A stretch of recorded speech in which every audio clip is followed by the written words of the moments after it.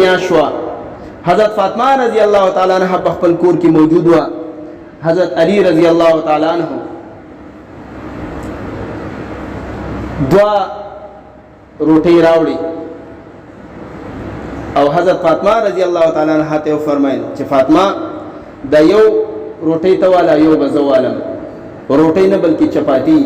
زمونږ د کور په روټو باندې په یو روټۍ باندې خو دوه کسان مړیږي خو موږ یې یوازې خورو. زمونږ د کور د تنور په روټۍ باندې دوه کسان مړیږي بلکې درې پې مړیږي خو موږ یې یوازې خورو. جهاد کو چې کله شکور مخې ته کېښودلی شي. حضرت فاطمه رضی الله تعالی عنها څه چلو کو؟ هغې هغه چپاتی نیم کو، نیمې په خپله وخوړه نیمې پرېښودو. حضرت علی رضی الله عنه دې تپوس وکړو چې فاطمه په دې څه کې دا دې ولې پرېښودو؟ هغې ورته وفرمیل چې دا د نبي علیه الصلاة والسلام له وړمه کیدای شي نبی علیه الصلاة والسلام نه چا روټۍ نه راوړې هغه روژې نه افطار کړي. حضرت فاطمه رضی الله تعالی عنها لاړه چې دروازې وټکوله. نبی علیه الصلاة والسلام ورته دروازه کلاو کړه. ورته یا فاطمه څنګه رالې؟ ورته یا رسول الله تاسو ته مې روټۍ راوړې ده، پلو په دې دغه پسې یې غوټه کړې وه، کلاو یې کړه ورته یې دغه کړه. نبی علیه الصلاة والسلام ورته وفرمیل فاطمه نن درېیمه ورځ ده، درېیمه چې ما روژه نه ده افطار کړې. درېیمه ورځ ده چې ما افطار نه دی کړی د روټۍ د وجې نه. فاطمه رضی الله تعالی عنها ته چې کله نبی علیه الصلاة والسلام لاس ونیو د روټۍ نو فاطمه رضی الله عنها ته فرمایل چې نه یا رسول الله دا به زه په خپلو لاسو باندې ستاسو له خولې کې درکوم. حضرت فاطمه رضی الله تعالی عنها یو یو نوړۍ راجدا کوي، خپل پلار له په خوله کې ورکوي او جاړي. نبی علیه الصلاة والسلام دې تپوس وکړو چې یا فاطمه ولې جاړې، څه چل دی؟ حضرت فاطمه رضی الله تعالی عنها ورته فرمایي یا رسول الله په دې خبره جاړم، په دې خبره جاړم چې تمام انبیاء کرامو سرداري او الله رب العزت ته په ټول انسانیت کې محبوب ترین انسان او داسې زندگی تیرې.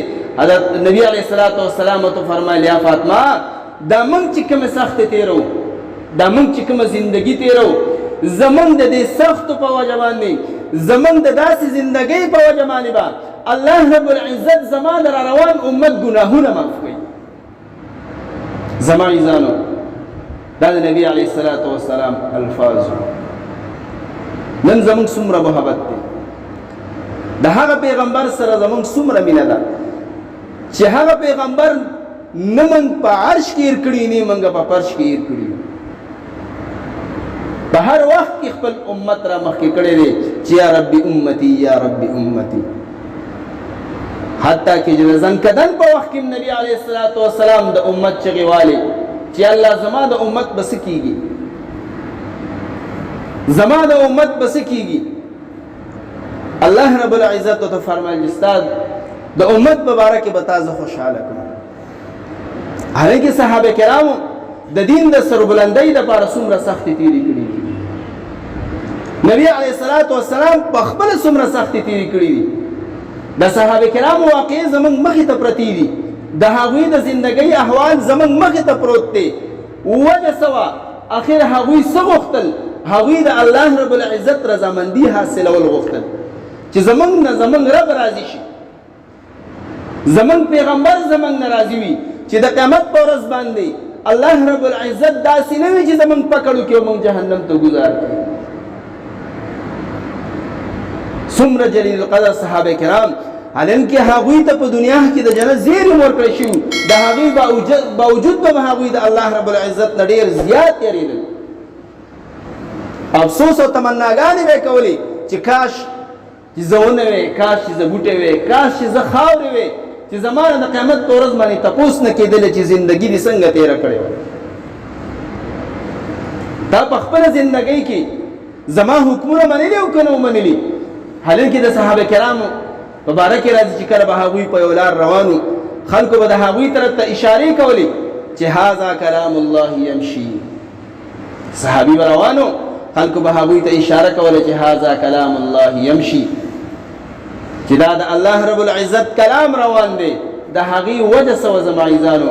د هغې وجه دا وه چې د الله رب العزت په کلام کې څه موجود و؟ هغوی په خپله زندګۍ کې راوستي وو، په هغې باندې هغوی عمل کړی و. څومره د فقیرۍ زندګي تېره کړې وه، څنګه ناشنا زندګي تېره کړې وه، څومره عزت ولا الله رب العزت ورکړی و. ولې په څه وجه ورکړی و؟ د هغوی سره مال دولت و، هغوی سره بینک بیلنس و، د هغوی جیداد و، نه زما ایزان و. د هغوی هېڅ نه و د دنیا په لحاظ سره، خو د الله حکمونه یې منلي